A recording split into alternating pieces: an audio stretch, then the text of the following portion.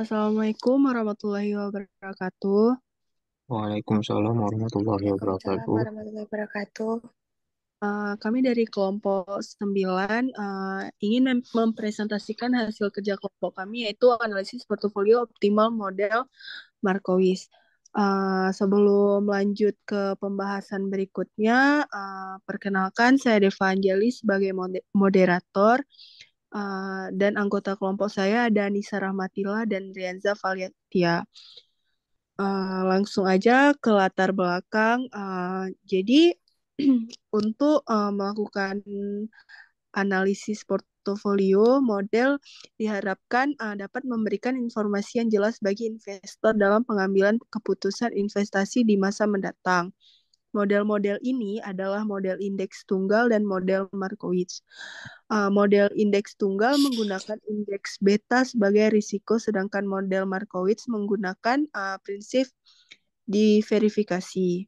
Dengan kata lain, model Markowitz dilakukan dengan menggabungkan aset dalam portofolio dengan pengambilan yang memiliki korelasi kurang sempurna dengan tujuan mengurangi resiko portofolio tanpa mengurangi pengambilan.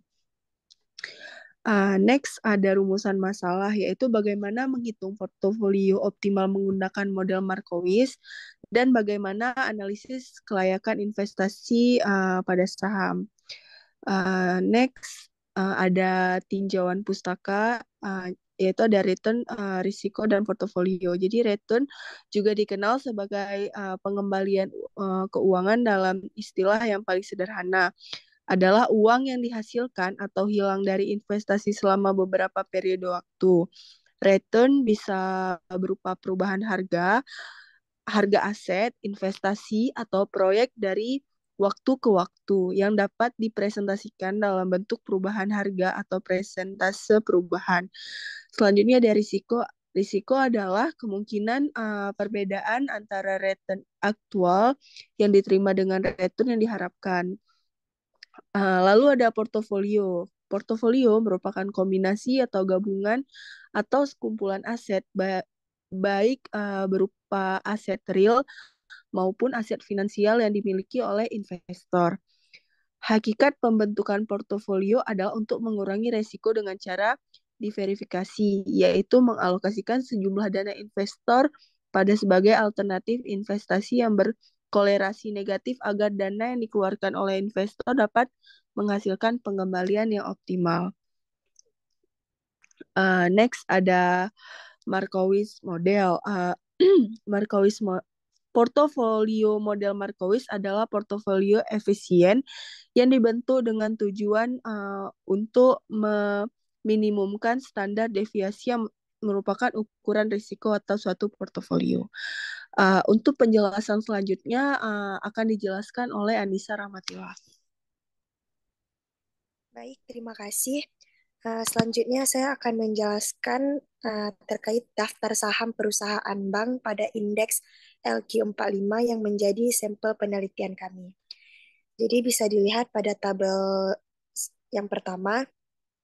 Jadi tabel yang pertama ini menunjukkan bahwa saham perusahaan perbankan yang masuk dalam indeks LQ45 periode Januari 2016 sampai Desember 2020 yang memberikan expected return paling besar adalah perusahaan Bank Rakyat Indonesia, TBK atau BBNI, yaitu sebesar 2,10%, yang berarti dengan berinvestasi pada Bank Rakyat Indonesia TBK atau BBNI ini akan memberikan harapan tingkat pengembalian investasi sebesar 2,10% dari 100% dana yang diinvestasikan. Adapun perusahaan yang memberikan expected return paling rendah adalah Bank Negara Indonesia TBK, yaitu sebesar 1,31%. Jadi dari kelima bank yang menjadi sampel penelitian menunjukkan expected return yang positif, yang berarti masuk dalam portofolio efisien yang memberikan return positif. Next. Selanjutnya ada risiko saham atau varians dan standar deviasi. Jadi bisa dilihat pada tabel kedua, nama perusahaannya Bank Sentral Asia, Bank Negara Indonesia, Ada Bank Rakyat Indonesia, Bank Tabungan Negara, dan Bank Mandiri. Jadi ada kodenya, ada variannya, dan ada standar deviasinya. Jadi pada tabel kedua ini menunjukkan dari perhitungan varians dan standar deviasi saham individual, yaitu saham yang mempunyai varians dan standar deviasi paling besar adalah perusahaan Bank Tabungan Negara (TBK) atau BBTN, yaitu sebesar 2,37%.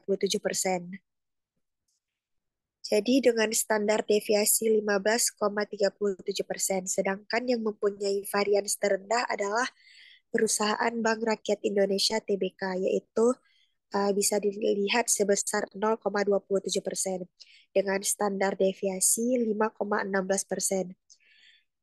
Jadi apabila dikaitkan dengan preferensi investor terhadap risiko, investor yang menghindari risiko akan memilih emiten yang memiliki risiko terendah. Next.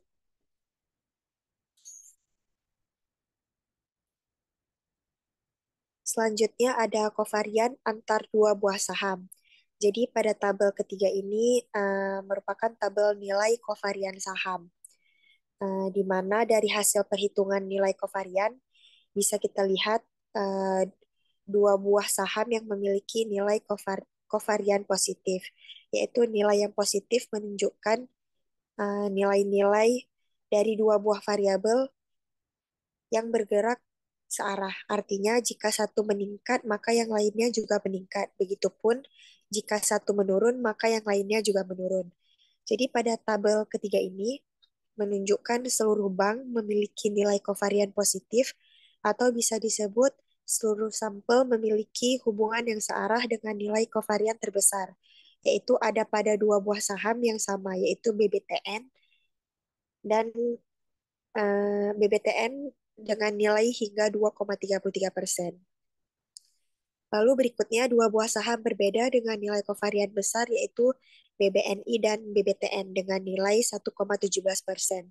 Dan dua buah saham yang memiliki kovarian rendah, yaitu dua buah saham yang sama, BBCA dan BBCA sebesar 0,27%, dan BBCA dan BMRI sebesar 0,29% untuk dua buah saham yang berbeda. Next.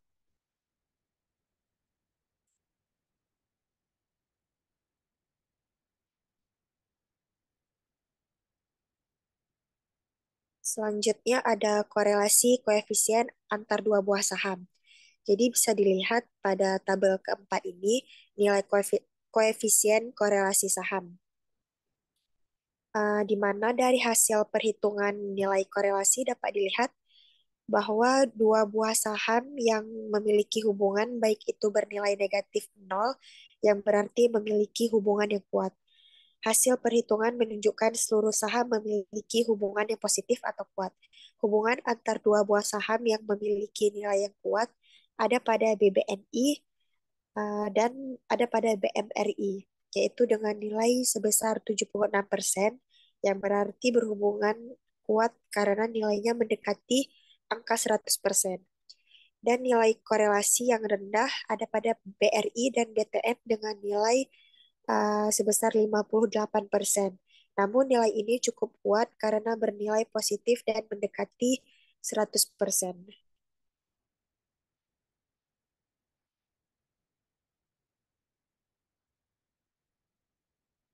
Selanjutnya akan saya kembalikan ke moderator. Baik, terima kasih kepada Anissa Rahmatillah. Mungkin penjelasan selanjutnya akan dijelaskan oleh Rianza Valektia. Kepada Rianza, saya persilakan. Baik, dari tabel 5 di atas dapat dilihat bahwa pembentukan portofolio dengan proporsi yang sama yaitu 20% menghasilkan expected return sebesar 1,66%, dengan varian portofolio sebesar 0,67% dan standar deviasi portofolio sebesar 8,17%. Artinya dari 100% dana yang diinvestasikan, investor pada 5 emiten dengan proporsi yang sama memiliki expected return 1,66%, dengan risiko portofolio yang ditanggung investor sebesar 8,17%. Kemudian ada gambar Satu yaitu portofolio efisien saham perusahaan bank dalam indeks LQ45 2016-20, menunjukkan kombinasi portofolio dengan expected return tertinggi hingga terendah pada tingkat risiko tertentu. Dapat dilihat pada tingkat risiko tertinggi yaitu sebesar 15,27%, dengan kombinasi portofolio yang menawarkan return yang ditawarkan sebesar 14,14%, dan pada risiko yang terendah 5% dengan return yang ditawarkan 1,89%. Penelitian ini portofolio dibentuk oleh 3 saham perusahaan bank, yaitu Bank Sentral Asia Tbk atau BBCA, Bank Rakyat Indonesia Tbk atau BBRI, dan Bank Tabungan Negara Tbk atau BBTN, dengan menghasilkan 2 portofolio optimal yang berdasarkan preferensi investor.